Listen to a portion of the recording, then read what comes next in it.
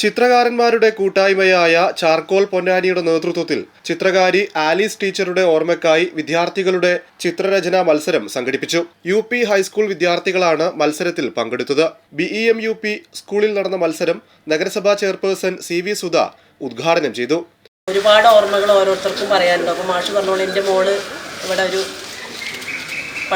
Alice ടീച്ചറുടെ അടുത്ത് പഠിച്ചിരുന്നൊരു കുട്ടിയായിരുന്നു.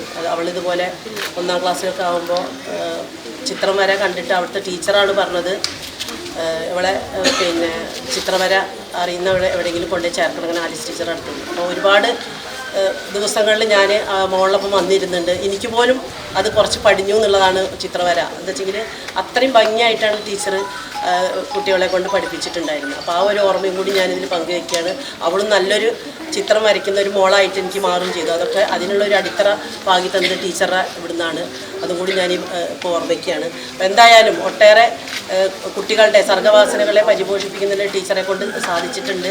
അപ്പോൾ അത്തരത്തിലൊരു അനുസ്മരണ പരിപാടിയിലൂടെ ഇനിയുമുള്ള കുട്ടികളെ പ്രോത്സാഹിപ്പിക്കുന്നതിന് ചെയ്യുന്ന ഈ വേദിയിൽ നിൽക്കാൻ കഴിയുന്നതിൽ അഭിമാനം പങ്കുവെച്ചുകൊണ്ട് അധികം ദീർഘിപ്പിക്കുന്നില്ല. ഈ പരിപാടി ഉദ്ഘാടനം ചെയ്തതായി വളരെ സ്നേഹപൂർവ്വം അറിയിച്ചുകൊണ്ട് നിർത്തുന്നു. വിനോദ് കുമാർ അധ്യക്ഷത വഹിച്ചു. നഗരസഭാ കൗൺസിലർ TK അഷ്റഫ് മുഖ്യപ്രഭാഷണം നടത്തി.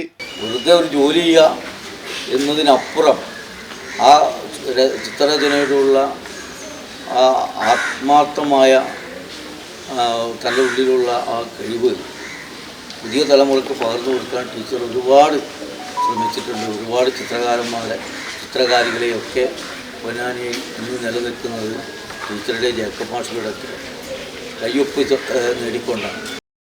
MP മാലതി, KV സഹദ് എന്നിവർ ആശംസകൾ നേർന്നു. സിറാജ് TV സ്വാഗതവും അഡ്വക്കേറ്റ് ജിസൻ P ജോസ് നന്ദിയും പറഞ്ഞു.